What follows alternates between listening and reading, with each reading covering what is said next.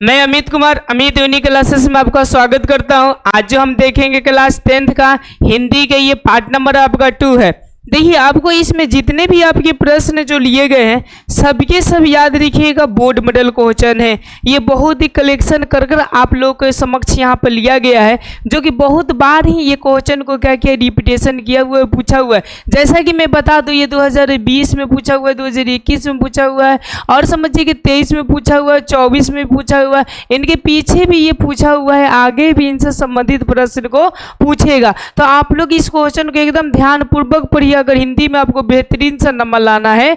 तो अब चलिए हम लोग बिना टाइम गवाए हुए हम लोग चलिए अब हम लोग 26वां क्वेश्चन को देखते हैं। 26वां हमारा क्वेश्चन बोलता है यहाँ पर, ओके, आध्यात्मिक शिक्षा से गांधी जी का क्या अभिप्राय है। ओके, आध्यात्मिक बोल रहे हैं। ओके, आध्यात्मिक का मतलब क्या होता है ना, कि कैसा शिक्षा होना चाहिए जो कि अध्ययन करे, जिसमें आत्मा की क्या हो, तो पहचान हो, ऐसा समझ रहे हैं ना, ठीक है ना। तो कौन सी गांधी जैसा कौन सा शिक्षा मानते हैं, तो या तो पुस्तक शिक्षा नो, आपका यंत्रों के नो, और बुद्धि की भी शिक्षा नो, ये हृदय की शिक्षा। कौन सा शिक्षा मानते हैं, हृदय की शिक्षा का मतलब कि उनका आचरण, गुण, व्यवहार सब कुछ बेहतरीन होना चाहिए। और हमेशा याद रखिएगा, ये जो महात्मा गांधी जी है, वो जो पाठ लिखे हैं उनका नाम है शिक्षा और संस्कृति। शिक्षा और क्या नाम है जी इनका, संस्कृति, जो क्लास 10th में ये क्या किए हैं, लिखे हुए हैं। अब चलिए अब हम लोग आगे बढ़ते हैं। ओके, 26वां क्वेश्चन को देखते हैं। 26वां तो देख लिया। अब 27वां क्वेश्चन को देखते हैं। 27वां हमारा प्रश्न क्या बोल रहा है, हम लोग अब ध्यान देंगे। ओके, तो चलिए अब हम लोग 27वां प्रश्न की ओर रुख करते हैं। ये बोले कि आविनियो में 19 दिनों के प्रवास के दौरान, ओके, लेखक ने कितने गद्य की रचना की। ओके, मतलब आविनियो का मतलब कि ये जो कवि थे एक पहाड़ी इलाका में कुछ दिन के लिए गए हुए थे। वहाँ पे जाने के बाद से वो लेखक की मतलब क्या किए थे, मतलब बहुत सारे ग्रंथ लिखे हुए थे। तो कितने लिखे हुए थे टोटल, तो याद रखिएगा 27 लिखे हुए थे। यानी ऑप्शन नंबर क्या हो जाएगा, ए इनका राइट आंसर हो जाएगा। अब चलिए अब हम लोग नेक्स्ट प्रश्न की रूप करते हैं। नेक्स्ट हमारा 28वां प्रश्न है। ध्यान दीजिएगा, 28वां हमारा प्रश्न क्या बोल रहा है कि ये धरती कब तक घूमेगी। जो धरती है वो कब तक घूमेगी, किस भाषा से अनुदित कहानी है, मतलब कौन सी भाषा को ट्रांसलेट कर कर ये कहानी को लिया गया है। तो याद रखिएगा वो भाषा था आपका कौन सा जी, राजस्थानी था। यानी ऑप्शन नंबर क्या हो जाएंगे, सी इनका राइट आंसर हो जाएंगे। अब चलिए अब हम लोग 29वां क्वेश्चन को करते हैं। 29वां क्या बोल रहा है, ओके, ध्यान दीजिएगा। ये बोले कि पापाती को कौन सा रोग था। जो पापाती थी उनको कौन सा रोग था, तो याद रखिएगा टेटनस का भी नहीं था, हैजा भी नहीं था, कैंसर भी नहीं था। उनको जो रोग था याद रखिएगा मेनिनजाइटिस। कौन रोग था, मेनिनजाइटिस इनको रोग था। यानी ऑप्शन नंबर क्या हो जाएंगे आपका, डी इनका राइट आंसर हो जाएंगे। ओके, अब चलिए हम लोग 30वां प्रश्न को देखते हैं। 30वां बोले कि बीरेन डंगवाल को किस कृति के लिए साहित्य अकादमी पुरस्कार मिला है। ये बोले बीरेन डंगवाल ऐसा कर करो के, तो इनको जो मिला हुआ याद रखिएगा दुष्चक्र के में श्रेष्ठा में मिला हुआ है। किस में मिला हुआ है, दुष्चक्र में श्रेष्ठा। यानी ऑप्शन नंबर क्या आंसर हो जाएगा आपका, बी इनका राइट आंसर हो जाएगा। अब चलिए अब हम लोग नेक्स्ट प्रश्न की ओर बढ़ते हैं। 31वां प्रदेश क्या, 31वां प्रश्न क्या बोल रहे हैं, गौर करिएगा। ये बोले कि प्रदेश की विद्या पढ़ने का क्या परिमाण हुआ। यानी प्रदेश की विद्या बोल रहे हैं। ओके, प्रदेश का मतलब समझ रहे हैं आप लोग, ओके, कि विदेशी हम लोग जब पढ़ाई करते हैं तो क्या परिमाण होता है, परिणाम मिलता है। ओके, तो याद है सबकी बुद्धि भारतीय हो जाती है, नो, सबकी बुद्धि विदेशी हो जाती है, नो। ओके, सबकी बुद्धि आध्यात्मिक हो जाती है, यस, ये हो जाती है। ओके, मतलब ये यूँ समझिए कि इसका जो राइट आंसर हो जाएगा 31 का ऑप्शन नंबर क्या हो जाएगा, सी हो जाएगा। ओके, समझ गए बातों को। अब चलिए अब हम लोग नेक्स्ट प्रश्न की ओर देखते हैं। नेक्स्ट हमारा 32वां क्या प्रश्न बोल रहा है, करें कि नगर कहानी किस लेखक द्वारा रचित है। जो ये नगर आपकी कहानी है, ओके, ये कौन से लेखक के द्वारा ये रचा गया है, उसका नाम क्या था, तो याद रखिए उसका नाम था सुजाता। क्या नाम था जी, 32 का जो राइट आंसर हो जाएगा वो ऑप्शन नंबर आपकी कौन सा हो जाएंगे, सी हो जाएंगे, सुजाता नाम था। अब चलिए अब हम लोग 33वां प्रश्न को करते हैं। ये बोला कि लेखक के अनुसार मनुष्य के किस नाखून किसके जीवन प्रतीत है, मतलब लेखक के अनुसार बोल रहा है ओके, कि मतलब कि जीवन प्रतीत है मतलब किसके ओके। तो देखिए ये जो लेखक थे आपके हजारी प्रसाद द्विवेदी थे, ये बात याद रखिएगा, जो ये लिया गया है ओके, ये जो लिखे हुए कौन लिखे हुए, हजारी प्रसाद द्विवेदी लिखे हुए हैं ओके। और उनका पाठ का नाम याद रखिएगा, नाखून क्यों बढ़ते हैं, ऐसा है, नाखून क्यों बढ़ते हैं, ये उनका क्या था, प्रश्न था, मतलब समझिए कि ये पाठ था ओके। तो उसमें ये जो बताए हैं कि हम लोग का नाखून से बता पांचवी वृत्ति, पांचवी का मतलब कि अभी भी हम लोग जीव जंतु के रूप में आते हैं, मतलब कि गाय भैंस बकरा बकरी, मतलब ये पिछले सदस्य से हम लोग बिलोंग करते हैं, ऐसा अब ये बताते हैं ओके। अब चलिए अब हम लोग 34वां प्रश्न को देखते हैं। 34वां प्रश्न क्या बोल रहा है, ये बोलेगा हजारी प्रसाद द्विवेदी का जन्म कब हुआ, जैसे कि अभी बताया हजारी प्रसाद द्विवेदी जो नाखून क्यों बढ़ते वो लिखे हुए हैं, उनका जन्म कब हुआ था, तो याद रखिएगा इनका जो जन्म हुआ था ये ऑप्शन नंबर ए हो जाएगा, 1900 कितने में हुआ था, तो 7 में हुआ था, कब हुआ था, 1907 में। अब चलिए नेक्स्ट प्रश्न के रूप करते हैं। हमारा 35वां प्रश्न क्या बोल रहा है, जरा ध्यान दीजिएगा, रही रास ऐसा किसकी रचना है ओके, रही रास किसकी रचना है, ये हमको बताना है ओके। तो 35 का जो आंसर हो जाएगा याद रखिएगा, गुरु नानक के द्वारा क्या किया गया, रचा गया है, यानी ऑप्शन नंबर इसका राइट आंसर जो हो जाएगा वो कौन सा हो जाएगा, बी हो जाएगा। अब चलिए अब हम लोग नेक्स्ट प्रश्न की ओर बढ़ते हैं। ये बोले कि लक्ष्मी के बड़े पुत्र का क्या नाम था, जो लक्ष्मी थी उनके बड़े पुत्र का नाम थे तो क्या थे, तो इनका जो नाम था याद रखिएगा ओके, इनका जो नाम था वो कौन सा था, अच्युत, क्या नाम था, अच्युत इनका नाम था, यानी 36 का जो राइट आंसर हो जाएगा वो ऑप्शन नंबर कौन सा हो जाएगा, ए हो जाएंगे।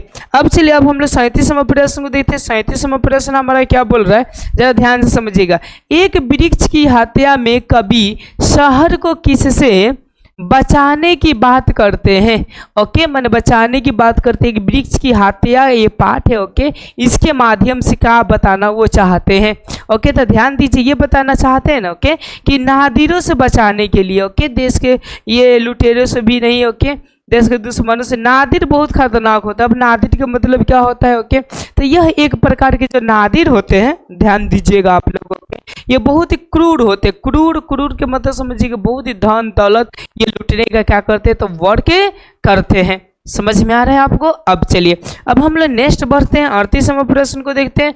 38वां प्रश्न क्या बोल रहा है यहाँ पर ओके, गांधी जी का दक्षिण अफ्रीका प्रवास कब से कब तक था ओके, गांधी जो गए थे दक्षिण अफ्रीका वो कब से कब गए थे ओके। तो इनका जो राइट आंसर अगर देखी जाए ओके, तो इनका जो राइट आंसर जो ऑप्शन में हो जाएगा 1893 में ईस्वी में गए थे, 1914 ईस्वी में ही वहाँ से लौट कर आगे 2-4 साल के बाद से प्रथम जो आंदोलन वो चालू किए वो बिहार में किए थे ओके, जिनका नाम क्या था, पूर्वी चंपारण, जो कि यूँ समझिए ओके किसान के प्रति वो किए हुए थे ओके। अब हम लोग नेक्स्ट प्रश्न के रूप करते हैं। 39वां प्रश्न को देते हैं। 39वां क्या बोल रहा है कि जब पंडित बिरजू महाराज को संगीत नाटक एकेडमी अवार्ड मिला तब उनकी उम्र क्या थी ओके। अब देखिए अब ये बोल रहे हैं ओके, संगीत नाटक में उनको क्या मिला था, पुरस्कार मिला था, तो उनकी उम्र कितनी थी वो टाइम में ओके। तो याद रखिएगा उस टाइम में जो उम्र थी उनकी 27 वर्ष थी। कितनी वर्ष थी जी आपके, तो 27 वर्ष थी। याद रखिएगा वो कितने कम उम्र में ये मतलब क्या ले लीजिए अवार्ड ले लिए। जैसे हम लोग हैं ओके, इतना उम्र हो गया अभी तक कुछ नहीं हुआ ऐसा। अब चलिए देखिए हम लोग 40वां प्रश्न को देखते हैं। 40वां प्रश्न क्या बोल रहा है, ध्यान दीजिएगा। 40वां बोल रहा है कवि ने माली मालिन किसे कहा है ओके, माली और कौन सा, मालिन ओके। तो याद रखिए किसको कहे हुए हैं, तो इसमें जो कहे वो राधा और किसको कहें, श्री कृष्ण को कहें।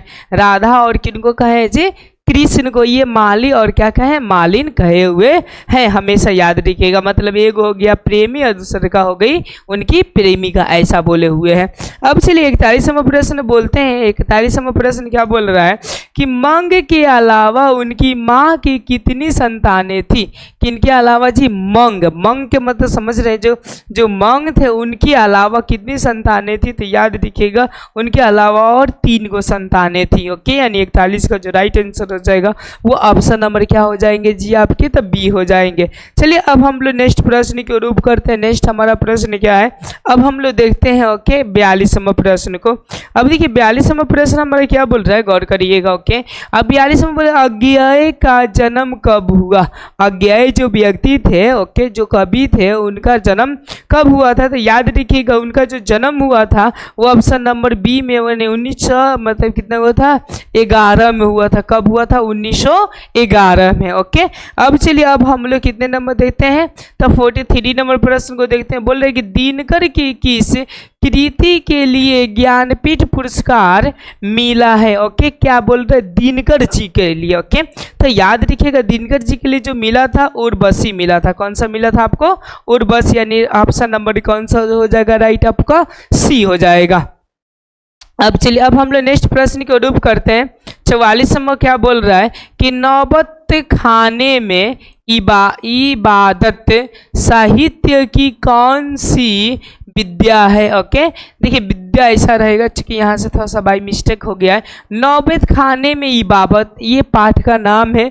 ओके, साहित्य की कौन सी विद्या है, मतलब कौन सी उसमें विद्या को रखी गई है, तो याद रखिएगा वो विद्या थी आपके व्यक्तिगत चित्र था। 44 का जो राइट आंसर हो जाएगा वो ऑप्शन नंबर कौन सा हो जाएगा? सी हो जाएगा। उसमें व्यक्तिगत अपने ही बारे में, यानी यूँ समझिए कि किसी खास व्यक्ति के ही बारे में बताई गई है, उन्हीं को हम लोग क्या बोलते हैं? व्यक्तिगत बोलते हैं। ओके, अब चलिए अब हम लोग नेक्स्ट प्रश्न की रूप करते हैं। हमारा 45वां प्रश्न क्या है? 45वां प्रश्न बोल रहा है कि पंडित बिरजू महाराज लखनऊ पुराने की किस पीढ़ी के कलाकार है। ओके, किस में ये नहीं रहेगा। ओके, देखिए कलाकार है ये बोल रहे हैं। ओके, पंडित बिरजू महाराज लखनऊ के, तो याद रखिएगा जो 45 का जो राइट आंसर हो जाएंगे वो ऑप्शन नंबर बी हो जाएंगे 7वीं। कौन सा हो जाएंगे जी आपके? 7वीं हो जाएंगे। अब चलिए हम लोग 46वां प्रश्न को देखते हैं। 46वां प्रश्न क्या बोल रहा है कि सीता के बेटे ने सीता को कितने रुपये माहवारी के मतलब क्या होता है? हर एक महीना खर्च देने का निर्णय लिया। मतलब खर्च देने का मतलब समझ रहे कितना वो खर्च कर सके अपने माँ के ऊपर। ये लोग क्या लगाया लोग, तो याद रखिएगा वो लोग लगाया लोग कि हम 50 रुपये देंगे, तू भी 50 रुपये दो, वो भी 50 रुपये देंगे, तब माँ का खर्चा चलेगा। लेकिन वो लोग बच्चा फिर वादा कर फिर बाद में क्या हो गया लोग? भूल गया लोग। ओके, तो ये कितने रुपये दिए थे, तो याद रखिएगा 50 रुपये दिए थे। यानी ऑप्शन नंबर कौन सा हो जाएगा? ए इनका राइट आंसर हो जाएगा। अब चलिए अब हम लोग 46-47वां प्रश्न को देखते हैं। कि उत्तर भारत से नागरी लिपि के लेख कब से कब मिलने लगते हैं। उत्तर भारत बोल रहा है। उत्तर भारत का मतलब जिधर हम लोग हैं। ओके, जैसे बिहार में जिधर है हम लोग, ओके, यानी बिहार को भी हम लोग जिधर है, ओके, उसको उत्तरी बिहार बोलते हैं, और इन्हीं को हम लोग क्या बोलते हैं? उत्तरी भारत बोलते हैं। तो यह याद रखिएगा 47 का जो राइट आंसर हो जाएगा वो ए हो जाएगा 8वीं सदी में। कौन सा हो जाएगा आपका? ए इनका क्या हो जाएगा? राइट आंसर हो जाएगा।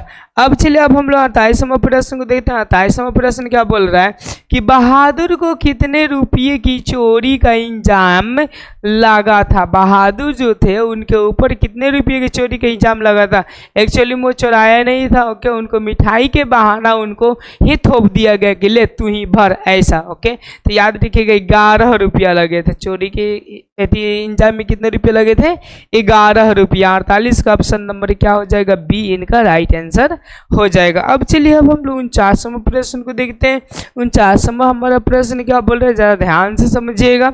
ओके, 49वां बोल रहा है कि भारत माता कविता में भारत का कैसा चित्र प्रस्तुत किया है। ओके, भारत का कैसा चित्र प्रस्तुत किए हैं, तो याद रखिएगा सब हकीकतें फोटो था। ओके, तो याद रखिए यथार्थ तथ्य। ओके, कौन सा किए थे?